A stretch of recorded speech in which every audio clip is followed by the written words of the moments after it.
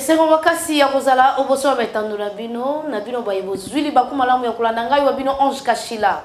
Na tombe bilo penza bolandi bola mo pamba te eze sikawa pito benga katango koki ya koloba oyo sengeli toloba aweza kabusolo nde to yaka na bilembo pona kolakisa bino o tango koki ya koboya bosoto ko boya bozoba ekolo kongo tamboli na bosoto etamboli na bozoba mbala ebele to ko beta to ko yebisa bino sango ya moto songolo pakala to ya moto moko boye aliaka mbongo ya ba congolais 34 cartes.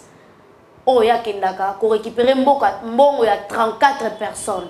Et puis, tu reviens le sous les solos, il y a sondage, il y a entente sur votre séquence dit Azara Galikolo, on a évité ça pour opposition, ils ont pété, tout ils ont nini.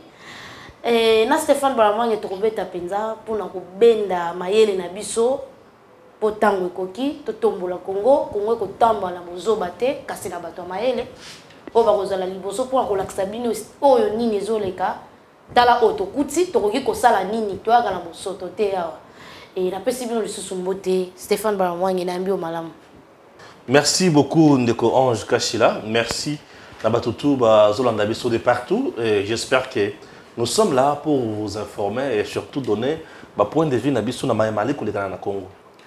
Stéphane Balamwangi naoki pasi makasi nde salinga pana ki mambango po akoyebisa yo kotuna yo Congo ebandai ko bika lolenge nini moto moko azozwa misolo ya 34 personnes bona ebite sala makaboni ba carte ebele bongo na ebite mekana nukomanyola na ndengo ko koloba. Merci beaucoup Ange bato ba olanda biso nde il faut ba comprendre ba yeba ko pesa réponse na oyo Joseph Kabila banda ko sala na Congo 34 cartes wana pona moto moko ya moke bato ba ko banga l'état te hein Tony te 34 cartes eza moke e bandi sikoyo te et c'est to yebaki eza copie ya moto wana ya utakala.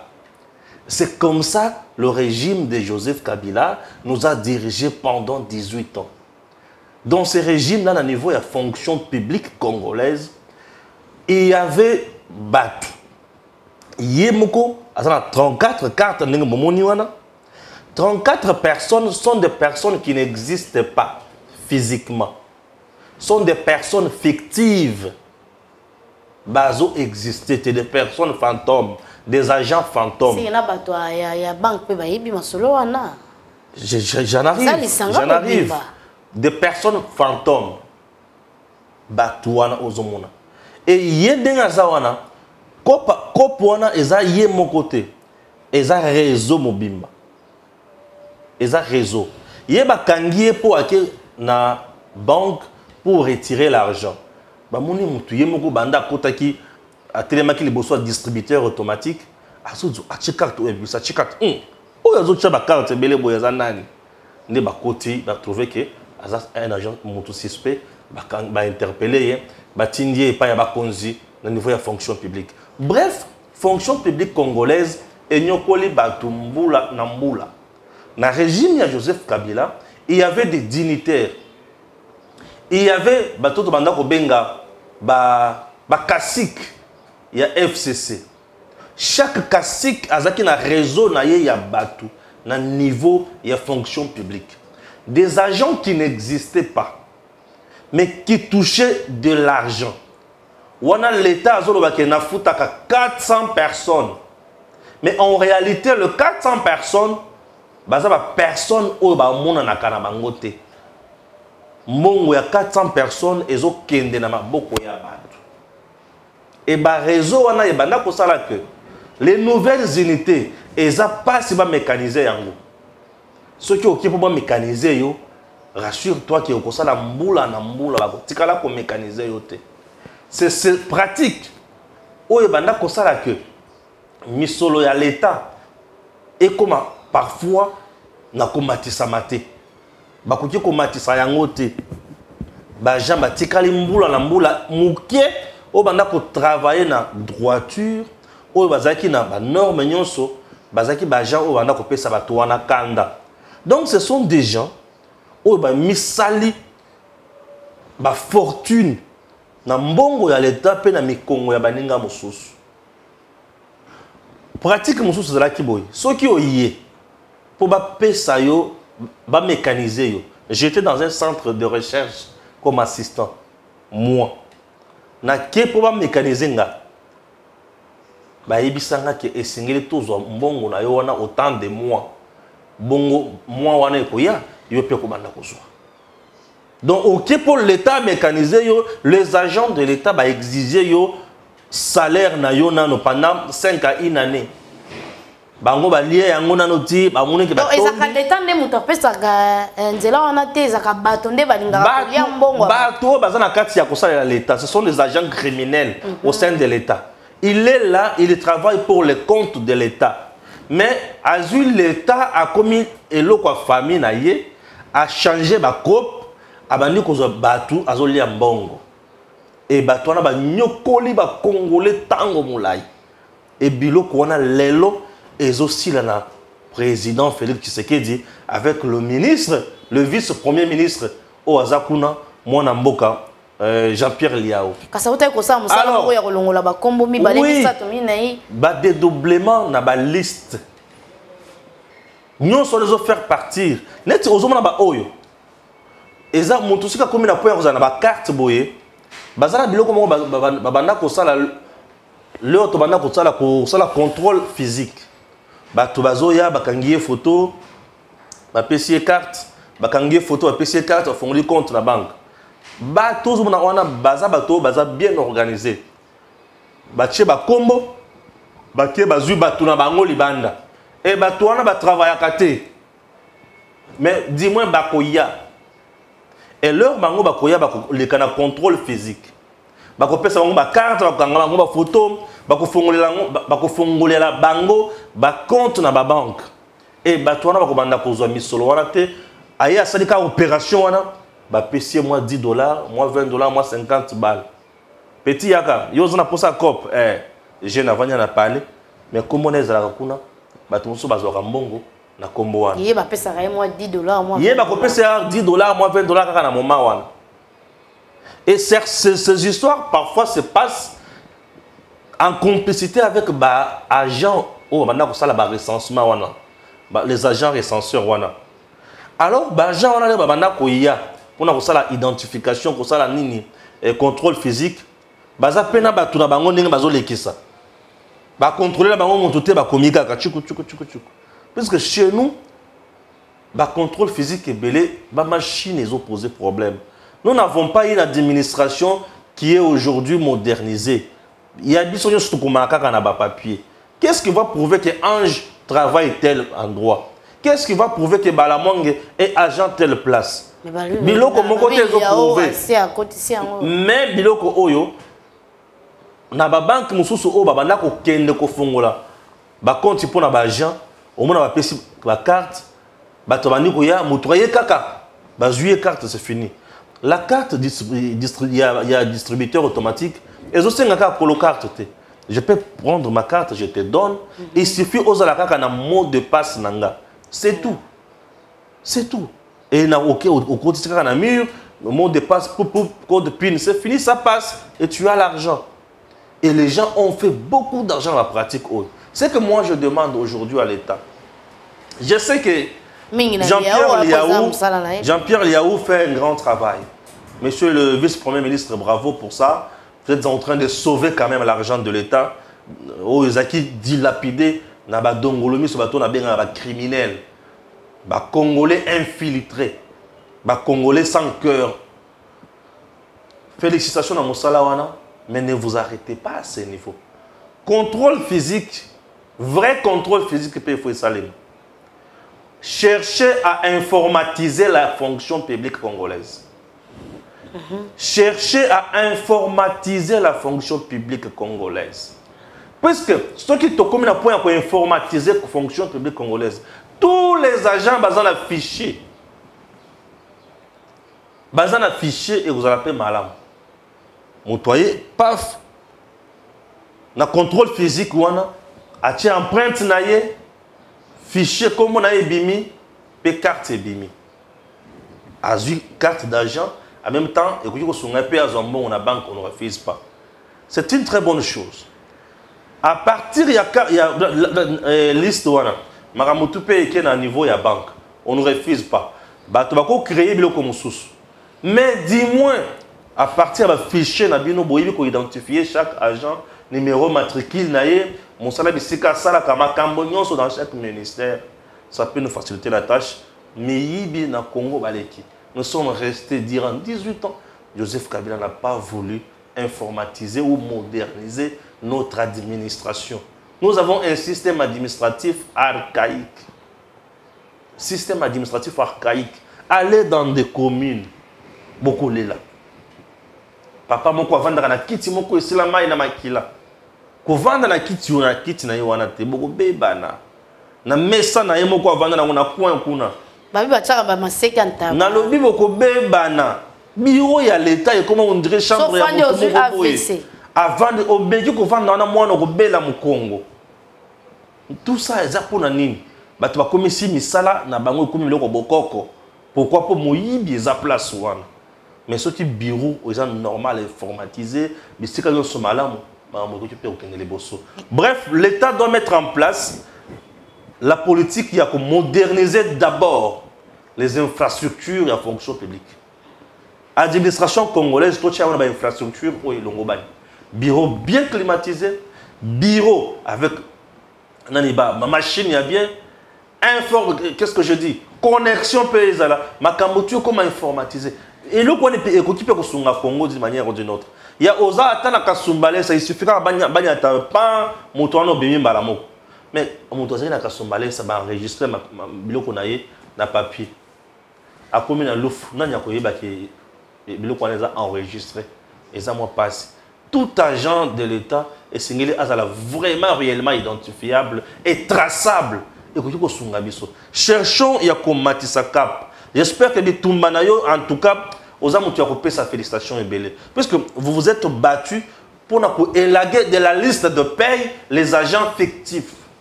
Félicitations. Vous vous êtes encore battus. Il y a pour ajuster le salaire et la Swan. Félicitations. Vous vous êtes encore battus. Il y a pour mécaniser les agents Moussous. Félicitations. Mais, Lucas Siko, autant la comment démanteler les réseaux mafieux. Il y a certains agents, vous croyez qu'ils sont agents, en réalité, non. Quand il y a banque, et puis s'ils sont maïls, on a raison, ils ont continué à exister. Ce n'est pas un travail d'aujourd'hui et demain, mais c'est un travail qui vous demande plus d'intelligence, plus la paix, la patience, et surtout l'intelligence, et surtout encore la rigueur et la discipline. Que ce monsieur fasse la prison. Procédure et flagrance. Basambisi mbalamoko lelo na babandi kusambisi na tongo 13h, 14h, 15h prison. Akepem. Bo comme na prison soko boluki boye ba deloko na yeza la kanini azana mapango azana bandako puisque des gens pareils bazana mapango bandako bazu yango na muyibi. Saisissez ces biens là. Saisissez ces biens là, vendez-le. Au besoin yango bukobisa we bibanda kwa basoda ko na lela basoda yango to mona ne bandeli ya bozwi bonga ya mideko toni mwa ba amekaki akutaki na kati ya ministère na ye bato ebele ba misusu kutu ba kombo eza na kati na bafuta ye kazata na bureau te aza na musala sala te kasi bafuta ka ye na mona kazwaki musala kozwa bango tindela bango pali ya o pour kelukela bango isika bien sûr soki totali na ndambo mwana bongo na kati ya province ozala boni. Dans ma province. C'est une enquête que je vais mener d'ici là. Je suis en train de réunir mes petits moyens pour une enquête sur ma province. Pour le cas agent à l'État. C'est un vrai casse-tête. Dans mon cannabis sur agent à l'État, il y a un problème. Problème. On a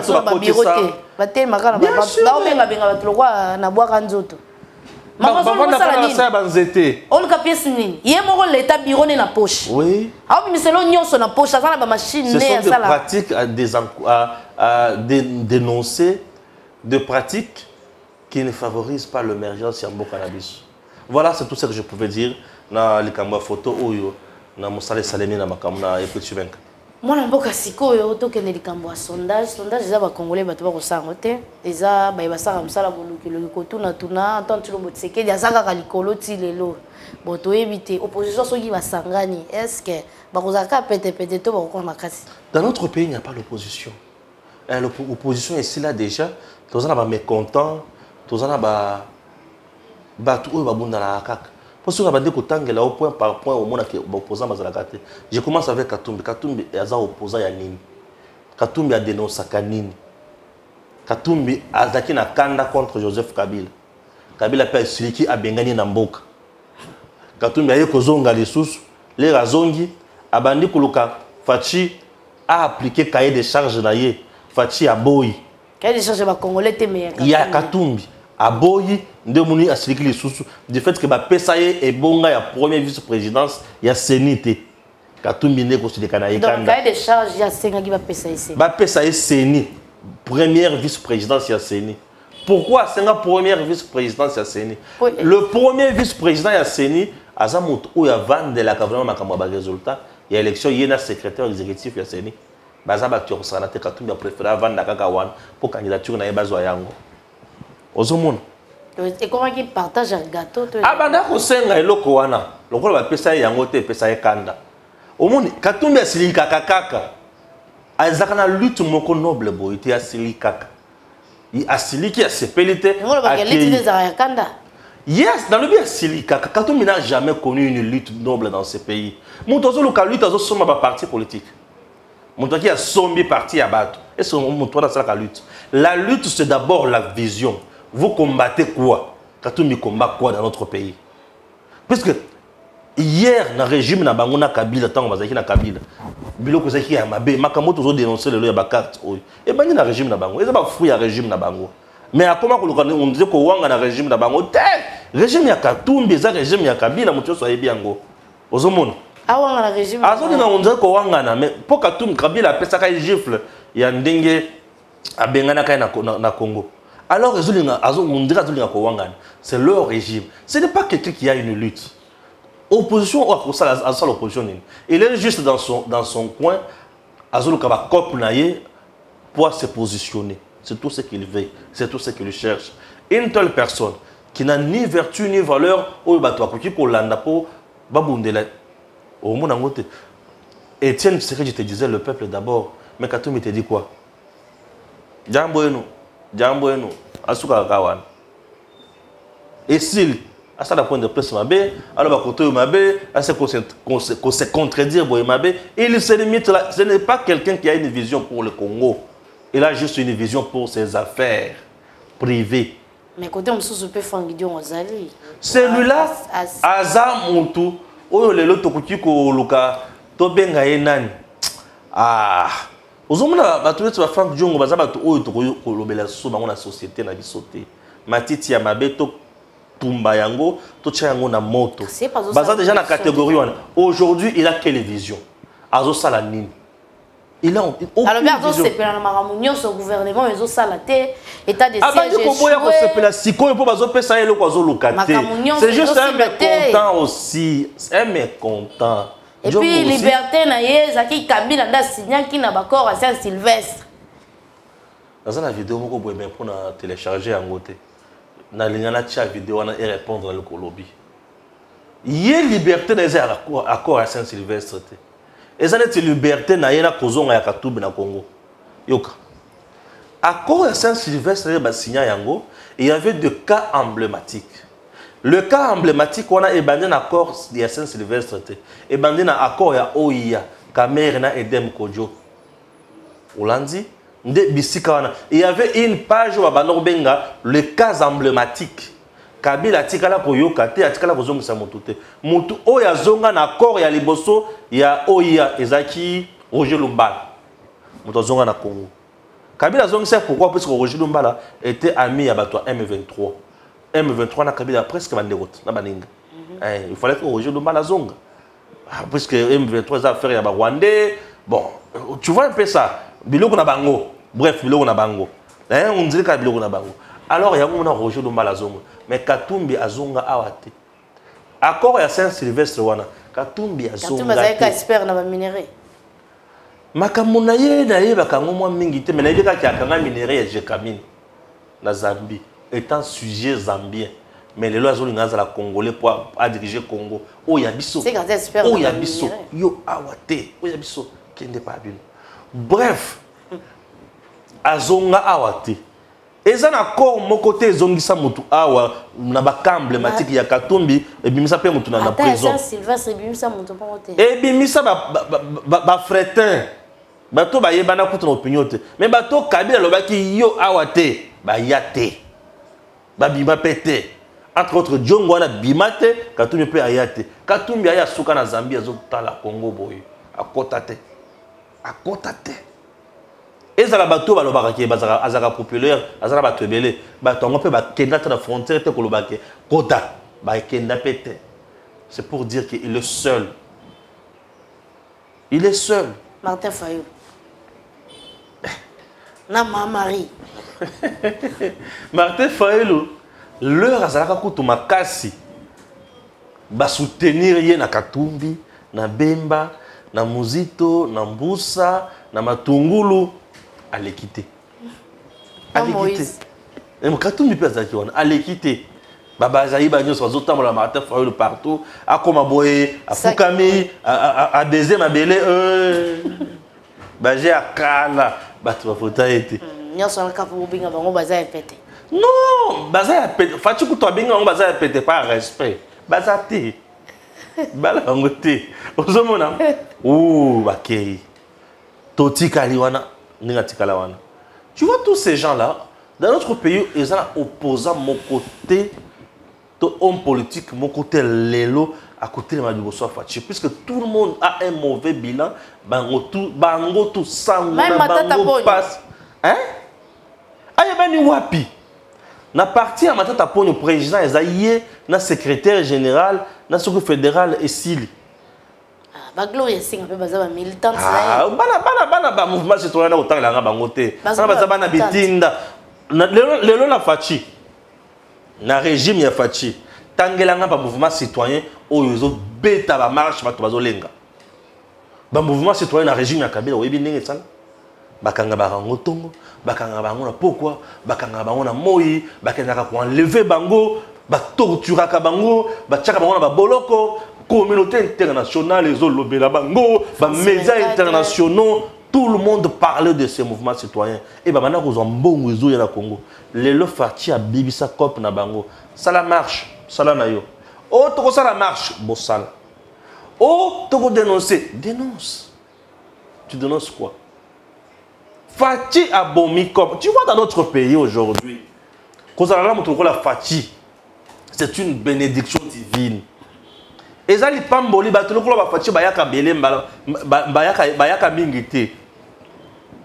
Pour un jour, à ta Fachi, le loi sauté. Tu as un président, le Félix Tshisekedi. Ah, tant on se dit, tu as la nzete. Tu as dit, eh, mon congé d'habitude, alors. À quoi mon congé d'habitude, il y a 2022. Fachi. Ah bon, Koko, Fachi a moi qui dit kaka ndenge moko na moko da bino. Toko banda ko beta ba solo. Bon, après Fachi, je ne vois pas qui a en hauteur ou Fachi azanango. Puisque avant Fachi, mutu moko tazaki na hauteur oyo. Il est le seul, l'unique et l'exceptionnel. Imaginez que batunyo so nie ba ONG lelo, ba comment gréver. Les ONG lelo na Congo. Retourna nga mosala na bango comment nini? Ba séminaire. Comment ça va séminaire, la formation en droit de l'homme. Aujourd'hui, makambo tout le soir ici. Ba kokende ko sala nini? Oh bazo kende ko tala ba prisonnier kuna. Bazo kende ko tala ba to ba kangaki. Ba enlevaki. Ba kena ANRT. Ba kena sous ANRT. Le l'homme tu nyoso ba ANRT yo, mutu ayebi ke ANRT e uti ko za mutu tel. Mais tant Kabila soki ANRT à ta trace.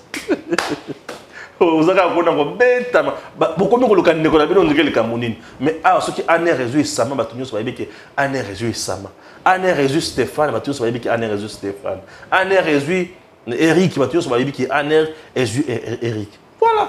Donc c'est différent. Bref, bangonyon so oyo, matiti mabe, matata aza en charge ya makasi na nzoto na ye, le kambo kangalonzo nano asambi pona yangote. Jusqu'à présent, moi to pesa respect ezate asamba nano bongo to ya koya. Na gestion na ye catastrophique. gestion ya matata catastrophique. Il est le seul premier ministre à coûter budget quand on a monté en route là on a tika on la même montant. 4 ans il y a gouvernance. Il était premier ministre. Premier ministre il y a l'équipe à ngonion son azol loba mikolonions Samal Konde. Il est effacé. Très efficace et rigoureux dans ce 11 milliards na une année. Et ça l'est batté. Il est le meilleur. Vous voulez qu'on vous dise encore quoi? Samal Konde est meilleur. Non, Matata c'est parmi des médiocres premiers ministres qu'on a connus. Bisika Kouta Bisso, ne Bisika Tika Bisso. Mata Kita. Au contraire, Matata parfois a travaillé. N'a pas prouvé ce monsieur sur Mozito. Mais bah tu vas pas rater. Mozito a tika qui na 1,5 million, mais il y a eu tika biso na 800. Oh, Matata Tika Bisso ka Bisika Kouta Bisso. C'est pour vous dire que non, c'était dans de 4 milliards. C'est pour vous dire que etikala kaka ndenge etikala. Donc bangonyo soana matiti mabe. Raison pour laquelle dans on a un sondage ezo vanda zo oyebimi Félix. Oyebimi Félix. Oyebimi Félix. On ne paye pas ça. Ils sont dans le vrai. Le président Tshisekedi est dans le vrai. Il est dans le vrai. Je vous ai parlé l'autre fois dans le social. Tshisekedi est dans le vrai. C'est dans tout le secteur, il y a Congo. Aucun la justice, il a des empreintes. Aucun la économie, il y a des empreintes. Aucun la éducation, il y a des empreintes. Aucun la sécurité, il y a des empreintes. Il y a des empreintes partout. Et juste dans tamuke il y a sali, tu vas sentir, tata il faut qu'il y ait ça. Là, il faut savoir que tu vas comment retomber dans la bazomi lobela. Ozomi tuna me muto azomi lobela pona nini? Azomi lobela te po kanda ye non esengo akomi koloba metango akalezela ka boyete tata o chilombo akovanda na pouvoir mbila bula boni. Muto komi lobela ki fachi avanda na pouvoir ce qui autant d'années. Na ebisete me ya koleka 10 ans mais allez kate pona nini? Ba tu vas comme réclamer allez kate pona nini? Nous avons un président autour adoré. Non, on n'adore pas Fachi. Nous disons ce qu'il fait et ce qu'il est. C'est tout simplement ça. Le président Tshisekedi travaille pour le peuple depuis qu'il est là. Il y a un l'État. Dans la palais présidentiel, Oyo Kasavu Guna Mobutu Basalela. Mouze na mwana na ye baboma. Ye aya bongis. Bakuti héritage ba congolais babomi. Bakuti biloko ba congolais balongolais mais Mouze za congolais. Oyo ya l'État musumbili ngambeli. Akuti il y a ba congolais abomi. Mouze tokolo bakena tango na ye tokolimisa ye muke po ye aumelate ayemba na moko mandi kusako bundisa ye mingi.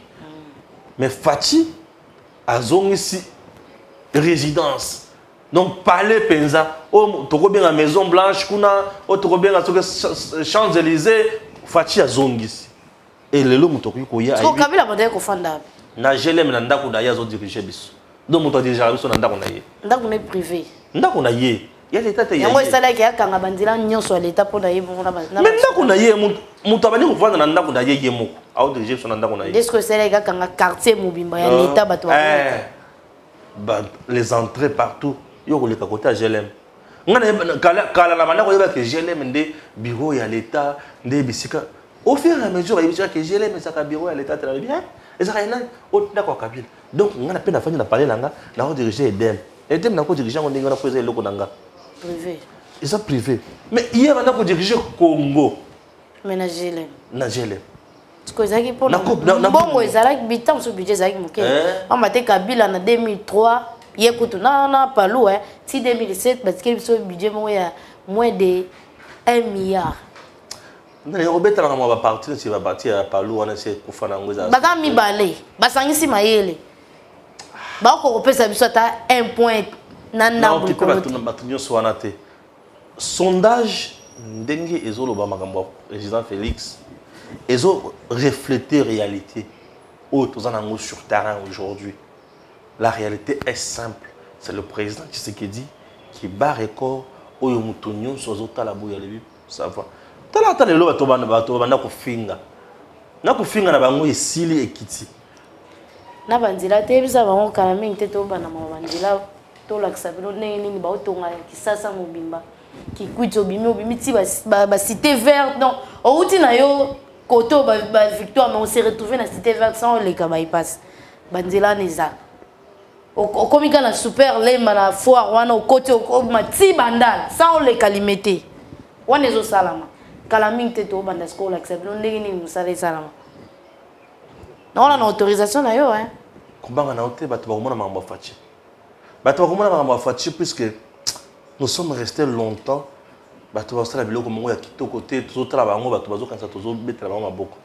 Aujourd'hui, il fallait que c'est que dit, acheter bah on se contre mur.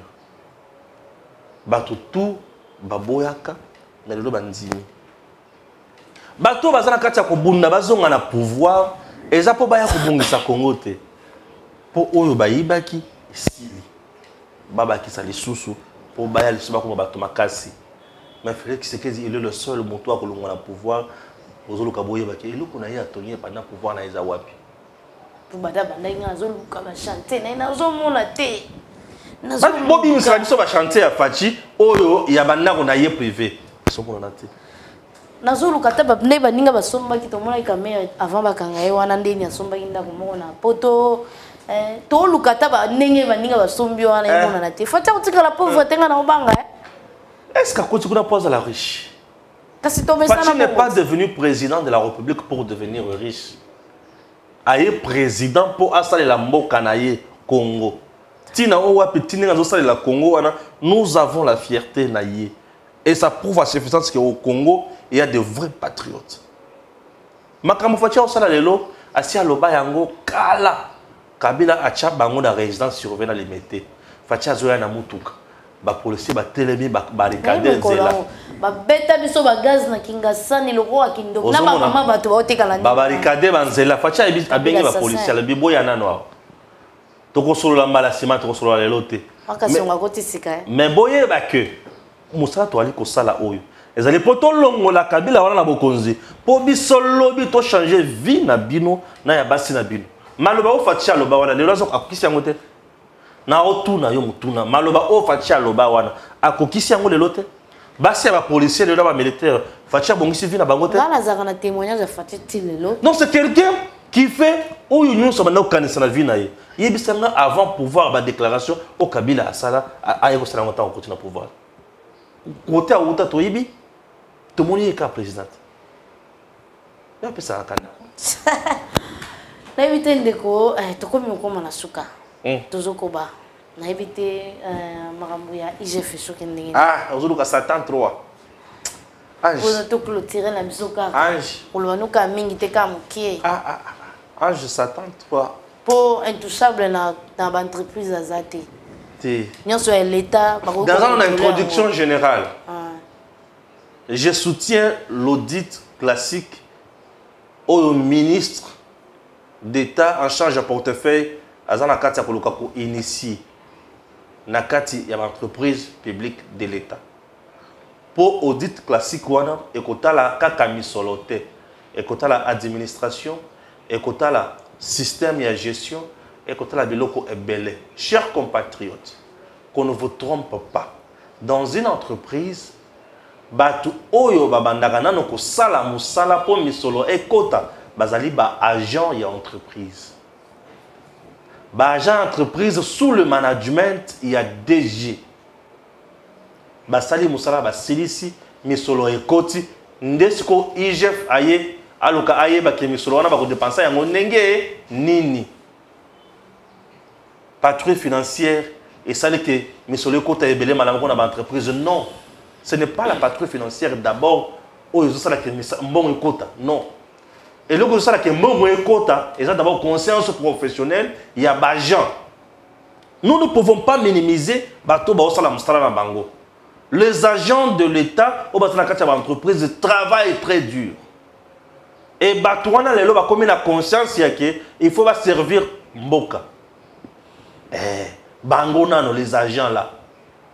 On ne peut pas oublier Batouana. L'UGF ne descend pas sur terrain pour aller chercher l'argent. Non. Mais ça les autres les marché et zoya, ce n'est pas l'UGF qui amène les marchés dans l'entreprise. Ce sont les agents. Sous le management, il y a 2G. Maintenant, la différence ici, c'est laquelle? La différence ici, c'est laquelle? Les entreprises, de l'État, ils ont sous tutelle et à classique. Entreprise, on a ceux qui m'ont côté, mon tout le monde a zui. Ou il y a zui, bah ou il y a zui. Bizarre, wana ils allaient sous-souter. Et le quoi les mousseaux. Et le quoi mi balé.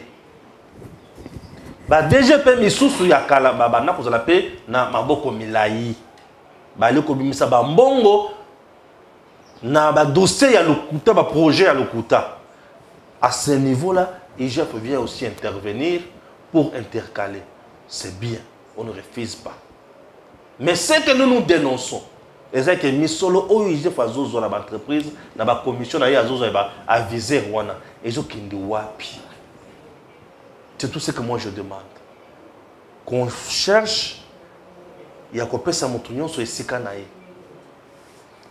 Moutou, il y a un conseil à l'entreprise, il y a portefeuille à l'État, c'est le ministre, il y a portefeuille à l'État.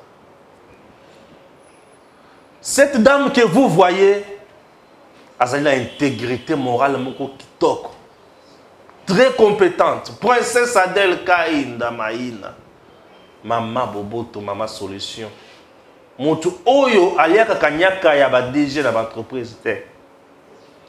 La femme d'État, madame d'État, une dame de fer qui travaille sans se fatiguer, qui prend de son temps pour trouver des solutions. Elle fait de merveilles dans nos entreprises. Chers compatriotes, soutenons Princesse Adèle Kaïnda Maïna. Fachi est vision, mais elle matérialise la vision, le peuple d'abord. Ah oui, Fachi et Josué. Pour tout le biloko ya kitoko ya mabele ya Congo. Et c'est tous à la Fachi. Allez, sabi ce biloko kitoko. Pour tout le biloko ya bien à l'entreprise. Et aussi tous à la princesse Adèle Kaïnda Maïna. Qu'on ne vous trompe pas. Elle roule pour le bien-être du peuple congolais et non pour le bien-être des individus son l'autopacala. Elle n'est pas là en train d'alimenter les gens pour critiquer Fachi. Mais elle soutient le travail pour Ekende Liboso. Princesse Adèle Kaïnda Maïna. Nazana Satan 3. Mais Maïna son outil koloba a zali introduction générale. Satan 3. Zambi. Satan 3. Avant la bêta, il y a tali. La bêta. La pesa au bendi, c'est Satan, toi. Mécano. Cabinet. Mécano. Immeuble. Na rôle. La entreprise mi balé. La pêche squelette. Il y a bien quoi Satan, toi. Cabinet, immeuble. Cabinet. Immeuble. Ah, les bonines.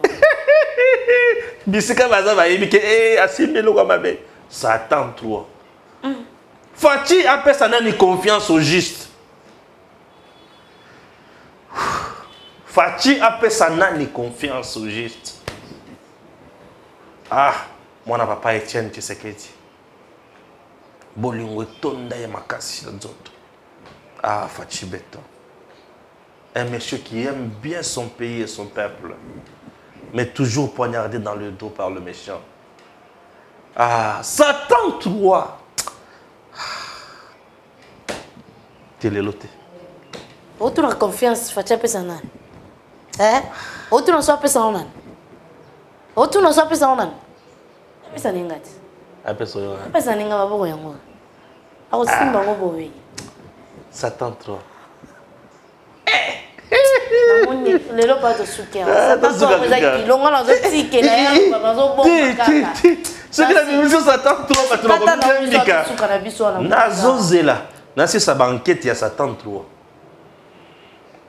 Parce que la monde tokobi na suka na pesi bino matondo mingi na ba partage na bino ba commentaire na bino Raja Cool olandanga musiko partageaka na tonyo matondo mingi na Raja Cool atala ngo makasi ye moka ko makaka na landi abandi oliye biso biloko lobi. Merci beaucoup Raja Cool landa biso toujours partager ça la bien na bo ki Raja Cool voilà merci mais otinde ka ya mbongo tina ni mbongo tapisa la conseil. Ah, elle est bon, Raja Cool. Raja Cool. Ça conseille tata. bakisala mo tokuni totondi bino matondo mingi tokutani mbala nsima